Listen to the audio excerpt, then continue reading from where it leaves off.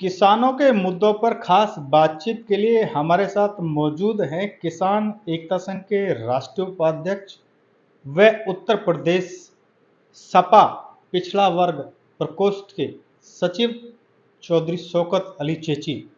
आइए इनसे खास बातचीत करते हैं। सबसे पहला सवाल, गेहूं की फसल की कटाई चल रही है और बाजार में मंडी में गेहूं जा रहा है।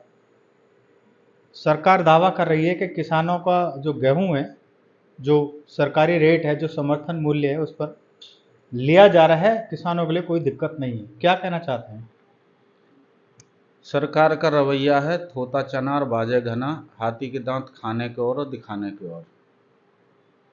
एमएसपी पे नाम मात्र की खरीद है, सरकार उसको नहीं खरीद रही, यानी कि अंडर टेबल। यानी ये जो है सरकार ऐसी है कि ये हर चीज़ में घोटाला करती है। तो गेहूं की खरीद हो या अन्य फसलों की खरीद, उसमें भी ये घोटाला कर रही है। 2425 के का जो है ये रेट है, और जिसमें समथिंग 23 फसलें हैं। जबकि किसान अब से नहीं, जब से देश आज़ाद हुआ तब से जो है सभी फसलों पे एमएसपी गारंटी कानून की बात करता चला आ रहा है। और माननीय नरेंद्र मोदी जी जब गुजरात के मुख्यमंत्री थे, उन्होंने मनमोहन सिंह जी को लेटर दिया था कि भाई सभी फसलों पर एमएसपी गारंटी कानून हो। और उन्हीं का एक भाषण मैंने अभी देखा था, वो उस समय के जब वो प्रधानमंत्री के चेहरे भी नहीं थे, तब ये कह रहे थे कि भाई जब हमारी सरकार आएगी तो C2+50 हम जो है सभी किसानों को देंगे। लेकिन 11 साल हो गए, कुछ नहीं करा। और जब 13 महीने किसानों को जो आंदोलन चला था दिल्ली के बॉर्डरों पर और देश के कोने कोने में, उस समय पे जो है 750 से ज़्यादा किसान शहीद उसमें हो गए थे। उससे पहले लगभग 7% के करीब ही एमएसपी पे खरीद हो रही, और उस आंदोलन के बाद में लगभग 14% पर ही खरीदारी हो रही है। लेकिन अब भी वो जो है इनका मार्जिन वो घट गया है, क्योंकि अब और फिर कम हो गया। मेरे ख्याल है 10 या 11 के आसपास में होगा। तो इस सरकार से तो उम्मीद कुछ भी नहीं है। मतलब दिखावा कुछ है और दावे कुछ किए जा रहे हैं। हाँ, इनका दिखावा है कि किसानों की तो जो है मतलब 2022 तक जो है किसानों की आय दुगनी हो जाएगी। ये माननीय नरेंद्र मोदी जी के ही बयान हैं। किसानों की आय तो दुगनी हुई नहीं, लेकिन फसल की लागत दुगनी हो गई है। और हर वर्ष लगभग 12,000 के करीब किसान जो है आत्महत्या कर लेता है देश में। उसके आंकड़े भी इस सरकार ने छुपा दिए हैं, और इनसे उम्मीद कुछ नहीं है। कुल मिला के बात है कि थोता चना और बाजे घना। अच्छा, आप ये कह रहे हैं कि जो मार्केट है, बाजार में सरकार नई खरीदारी कर रही है और सरकार की ओर से दावे किए जा रहे हैं, तो यहाँ जो किसान हैं वो तो एक पिसने के लिए मजबूर है, और जो बिचौलिए हैं, जो मुनाफाखोर हैं, तो उनकी मौज हो रही है। देखिए, दोनों मिलकर के लूट रहे हैं, दोनों हाथों से लूट रहे हैं। अभी जो है जब गेहूं की फसल लगभग 20 रोज से ज़्यादा हो गए जो मार्केट में पहुंच रही है, उसी में लखनऊ से फरमान जारी किया था मुख्यमंत्री कार्यालय से कि अगर एमएसपी से ज़्यादा खरीदारी अगर कोई भी व्यापारी करेगा या आड़ती खरीदेगा तो उस पर कानूनी कार्रवाई होगी। क्या मतलब है इस चीज़ का? तो ये थोड़ा सा ये था कि भाई किसान हाय हुल्ला करेंगे तो उसमें कहीं ना कहीं हम रेट बढ़ाना पड़ेगा, इसलिए जो है सरकार और बिजनेसमैन, ये व्यापारी वर्ग ने मिल करके पहले ही अपनी रणनीति बना दी। आखिर करना क्या है? तो अब किसान करे कहाँ से? तो अब गेंद फेंक दी योगी जी के पाले में। तो ये तो उत्तर प्रदेश का हाल है, काफ़ी खबरों में भी वो प्रकाशित हुई थी। तो क्या मतलब था कि भाई डीएम जो है इस तरीका का हर जिले में ये फरमान जारी कर रहा, तहसीलदार और कानागोए पटवारियों को मंडी में जाइए और कोई एमएसपी से ज़्यादा खरीदारी नहीं कर रहा। क्या मतलब है इस चीज़ का? यानी कि ये किसानों के दुश्मन है, यानी किसान एक खन चूसने के लिए ये बैठे हुए हैं, जबकि सबसे ज़्यादा जो है सत्ता में बीजेपी हो या अन्य पार्टी हो, किसान ही उसको वोट दे करके सत्ता में बैठाता है। किसान देश की रीढ़ की हड्डी है, जय जवान जय किसान का ये नारा देते हैं वोट लेने के टाइम पर, उसके बाद में भूल जाते हैं। तो ये दोहरी नीति चल रही है। किसान तो बेचारा बन करके रह गया है। किसान जिस दर्द को लेकर के सोता है उसी दर्द को लेकर के जागता है, और भाग दौड़ में अपनी शाम या सुबह या 24 घंटे एक ही उसके लत रहती है कि भाई हमारे माल की उचित कीमत मिले। जबकि बाजार में एक माचिस होती है, उसका भी प्रिंट लग करके आता है। अगर किसान को सभी फसलों पर एमएसपी मिल जाती है तो किसान भी खुशहाल होगा और देश की आम जनता को भी लाभ होगा। लेकिन ये आम जनता को या किसान को लाभ देना नहीं चाहते, ये तो उनको देना चाहते जो इनको पैकेज देता है, जो इनको फंड देता है। इसीलिए लोग कहते हैं कि भाई बीजेपी तो जो है सरमाएदारों की और उद्योगपतियों की पार्टी है। तो इसमें कोई दो राय नहीं है। अच्छा, एमएसपी गारंटी कानून की बात करें तो सरकार के द्वारा कुछ फसलों पर एमएसपी दिया जा चुका है, लेकिन किसान बहुत लंबे समय से सभी फसलों पर एमएसपी दिए जाने की मांग कर रहे हैं और आंदोलन चल रहा है। तो क्या सरकार की जो नीयत है वो ठीक नहीं है, या जो किसान संगठन है वो मजबूती से अपनी बात को, अपना जो आंदोलन है, जो रणनीति है, उसको सरकार के सामने रख नहीं पा रहे हैं? पहली जो सरकारें थीं, आप उनका इतिहास उठा करके देख लीजिए। अगर किसान कहीं धरना देख रहा तो सरकार का प्रतिनिधि जाकर रहा उनके बीच में और उनकी मांगों को सुनेक रहा। उनमें से मान लीजिए किसानों की 10 मांग है तो उसमें से 5 मांग पूरी हो जाकर रही। ये सरकार क्या करती है कि कहीं किसान आंदोलन कर रहा है या अन्य कोई आंदोलन कर रहा है तो उसमें से जो है ये भाजपा आरएसएस वाले अपने गुंडे भेज देते हैं और उसको जो है किसान के आंदोलन को खिंड-मिंड करने के एक मैसेज ऐसा दे दिया जाता है ताकि पुलिस आकर के लठ बजा दे और उनको जो है गुंडा घोषित कर दिया जाता है।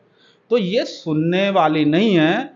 इनके बीच में तो सबसे बड़ी बात ये है कि जैसे पुरानी एक कहावत है ना कि भैंस के आगे बीन बजाने से भैंस का नाचेगी थोड़ी। तो अधिकार जो है छीनने से मिलता है, ना कि मांगने से।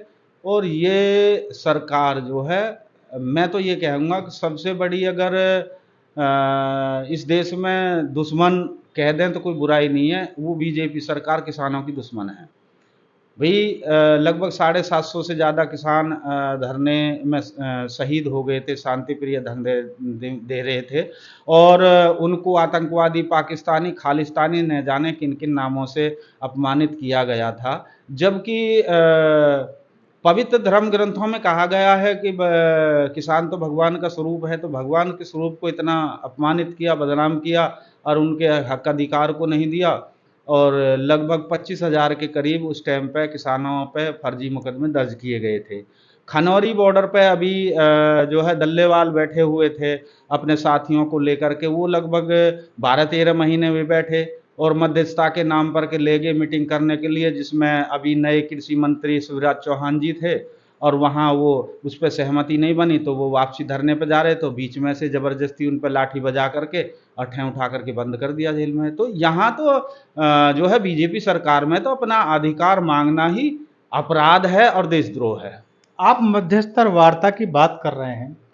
उत्तर प्रदेश का गौतम बुद्ध नगर जिला, जिसमें कि नोएडा, ग्रेटर नोएडा, यमुना प्राधिकरण, इसी के साथ में जो यूपीएसआईडीसी यानी 4 संस्थाएं हैं जो कि औद्योगिक विकास के नाम पर यहाँ चल रही हैं, और किसानों की जो भूमि अधिग्रहण किया जा चुका है और अब भी ये चल रही है प्रक्रिया। और पिछले करीब 3-4 महीने पहले यहाँ भूमि अधिग्रहण कानून को लेकर और 10% भूखंड समेत विभिन्न मांगों को लेकर आंदोलन शुरू हुआ था, जिसमें करीब 12 किसान संगठन शामिल हुए थे। किसान की एक तरह से जो आंदोलन है उसको तोड़ने के लिए एक साजिश रची गई और उसमें कुछ किसानों की गिरफ्तारी हुई और फिर जो संयुक्त किसान मोर्चा जो था, जो उसका आंदोलन कर रहा था, वो 2 भागों में बंट गया। तब से वार्ता कभी एक गुट की वार्ता होती है तो कभी मुख्यमंत्री से होती है, कभी यमुना प्राधिकरण के सीईओ से होती है, कभी डीएम से होती है। आखिर ये वार्ता कब तक चलती रहेंगी? देखिए, बहुत ही आपने गंभीर सवाल किया है कि ये 25 नवंबर की शायद बात है, जब पहला धरना ग्रेटर नोएडा अथॉरिटी पे हुआ था और हमारे माननीय राष्ट्रीय अध्यक्ष सोरेन प्रधान जी ने इनकी शुरुआत करी थी, जिसमें ये 12 संगठन थे और शांति प्रिय ढंग से वो चला। उसके बाद में यमुना प्राधिकरण पर गए, वहाँ से जो है फिर नोएडा गए, वहाँ रोक दिया गया। उसके बाद में वहाँ से फिर दोबारा से जो है 4 तारीख में यहाँ जीरो पॉइंट पे शुरुआत हुई। तो इसमें जो है इन्होंने अपने गुर्गे जो है सरकार ने उसमें घुसा दिए और षड्यंत्र के तहत, ताकि ये अपना हक अधिकार ना मांग लें, क्योंकि उधर खनौरी बॉर्डर पे भी जो किसान तूल पकड़ रहे थे और उसमें मुख्य विपक्षी पार्टी केंद्र की जो है कांग्रेस उनकी सपोर्ट में थी। इन्होंने सोचा कि ये कहीं ना कहीं मामला उल्टा पड़ जाएगा, तो एक पक्ष को जो है तोड़ दें और दूसरे को तो हम बाद में देख लेंगे। और रात को ही जो है इसमें मुख्य धारा में जो थे हमारे माननीय राष्ट्रीय अध्यक्ष सोरेन प्रधान जी और उनके साथ वो रूपेश वर्मा और ये खलीफा, इनको उठा करके लगभग 200-250 के करीब किसानों को जेल में भेज दिया तानाशाही रवैया से, और बाद में इन्होंने अलग अलग भी अरेस्टिंग की गई। तो उसमें जो है ये बीजेपी की एक रणनीति रही और किसानों को दो फाड़ों में बांट दिया गया। और किसानों को भी ये समझना चाहिए था कि भी फूट डालो राज करो की नीति तो बीजेपी की सदियों से चली आ रही है, अंग्रेजों की जैसी इनकी नीतियां हैं, उसी कारण से ये सब हुआ। अब आपने सवाल किया है चारों अथॉरिटियां का, तो ये अथॉरिटियों की कोई पावर नहीं है जब तक सरकार इनको आदेश नहीं देगी, यानी लखनऊ से आदेश नहीं आएगा या दिल्ली से आदेश नहीं आएगा, ये कुछ नहीं कर सकते। तो ये तो अपनी नौकरी कर रहे हैं, इनके भी परिवार हैं। अगर ये किसानों के हक में बोलेंगे तो सरकार इन पर कोई ना कोई फर्जी मुकदमा लगा करके इन्हें जेल भेज देगी घोटाले में, या इनका यहाँ से ट्रांसफ़र करके कहीं ऐसे बियाबान जंगल में फेंक देगी कि यहाँ तो अधिकारी मलाई खा रहे हैं, मोटी मोटी मलाई खा रहे हैं, भ्रष्टाचार कर ही रहे हैं ये, इसमें तो कोई दो राह है नहीं, मिल बैठ के खा रही हैं अथॉरिटियाँ और सरकार दोनों की दोनों। तो ये किसानों का भला क्यों करेंगे? आपने कही फूट की बात, सवाल वही है कि सबका दिमाग एक जैसा नहीं होता है। हमारे देश के अंदर जितनी शिक्षा की तरफ लोग बढ़ रहे हैं, उतने ही जो है बेकूफ़ी की तरफ भी बढ़ रहे हैं। कि शिक्षा तो एक शेरनी का दूध है। हमारे स्वर्गीय भारत रत्न भीमराव अंबेडकर जी ने कहा, तो शिक्षा ले कहाँ रहे हैं?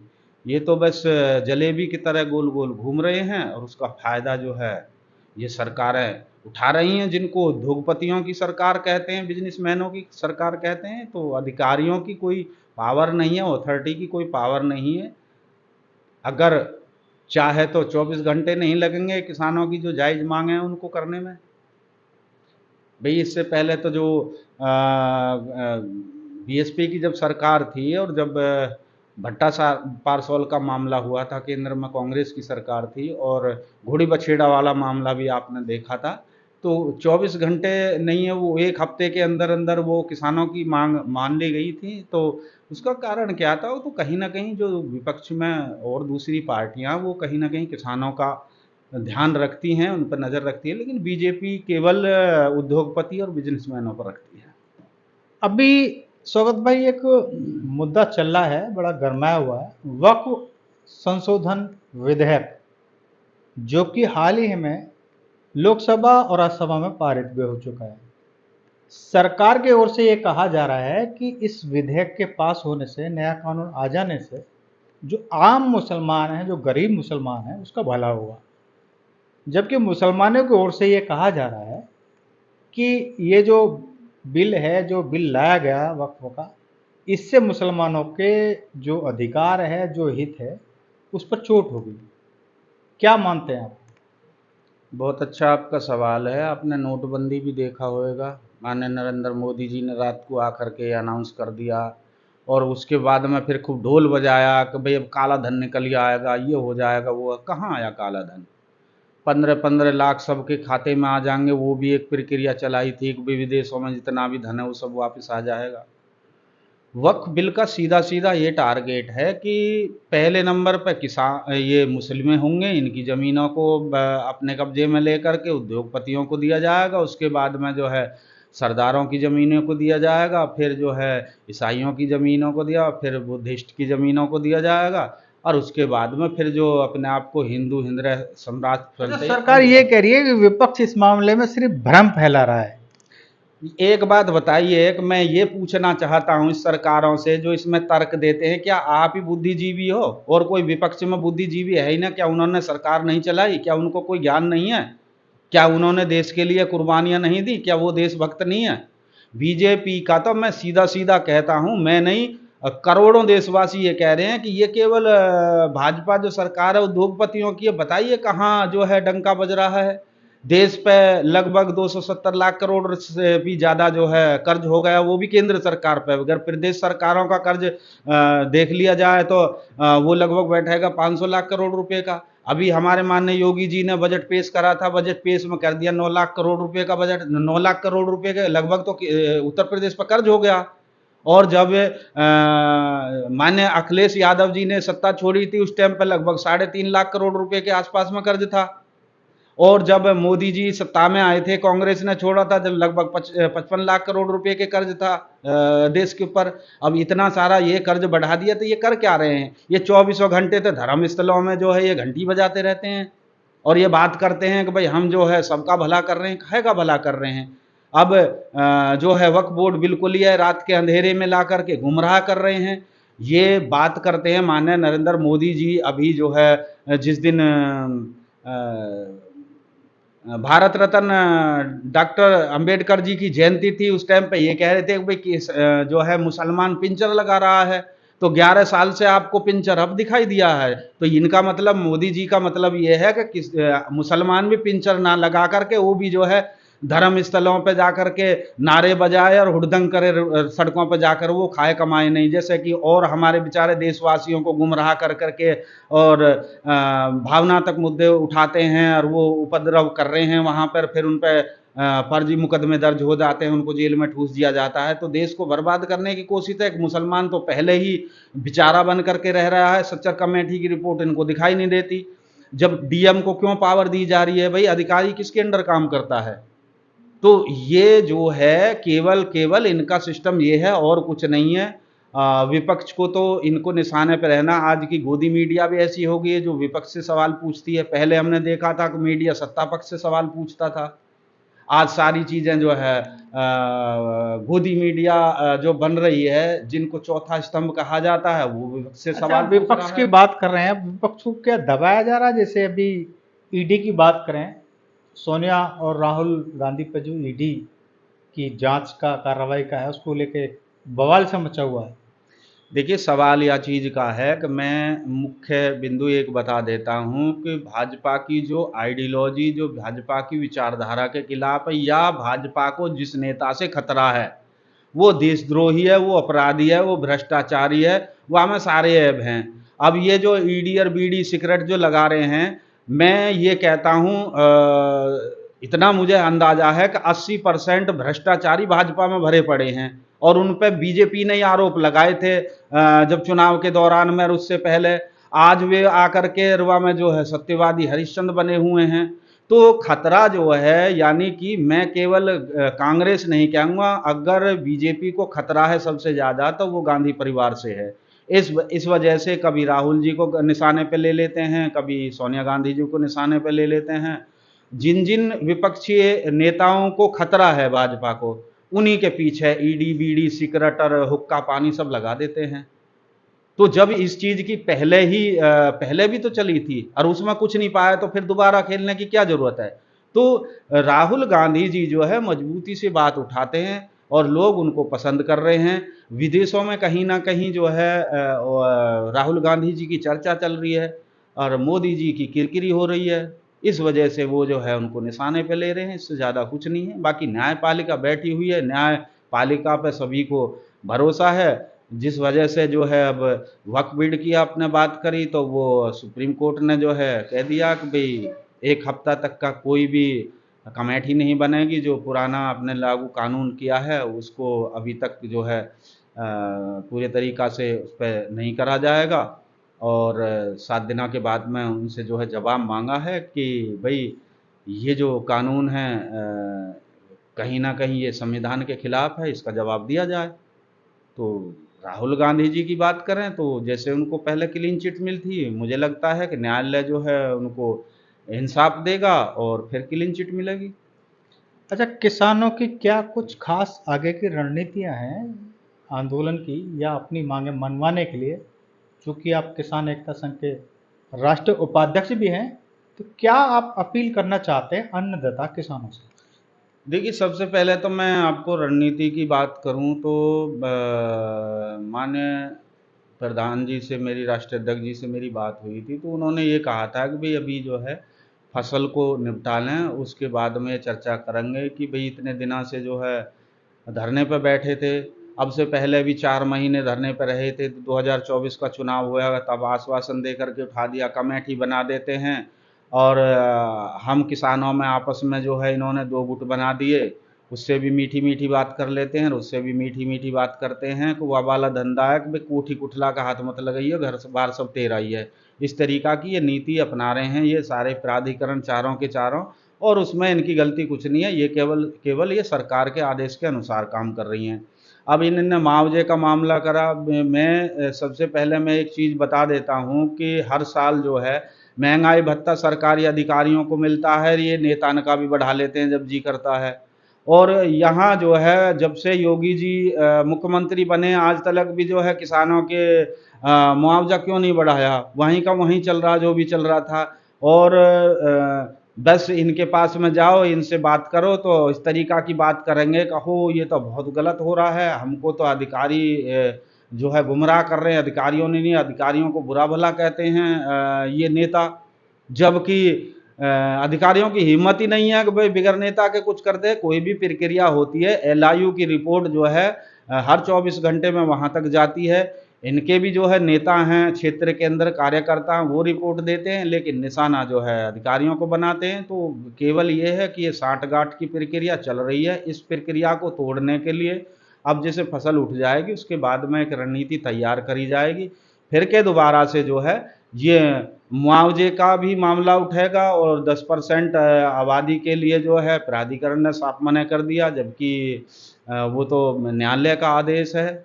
और बहुत सारी जैसी सुविधाएं हैं, जो सुविधाएं उनको हमारी मांगे हैं और उन सुविधाओं को ये प्राधिकरण नहीं दे रहा, उस पर एक आंदोलन होगा, बड़ा रूप में आंदोलन खड़ा होगा। और मैं देश के सभी, मैं किसानों को नहीं, जो गैर किसान हैं, जो किसानों से बिल्कुल नज़दीक हैं और जो किसानों का दर्द समझते हैं, वो भी जो है इस जाति और धर्म की द्वेष भावना से हट करके किसानों के हक में खड़े हों में और किसानों के दर्द को समझें। किसानों की जो बातें हैं वो जायज़ बातें हैं, उनको गहराई से उनको मंथन करके समझें और किसानों की सपोर्ट करें।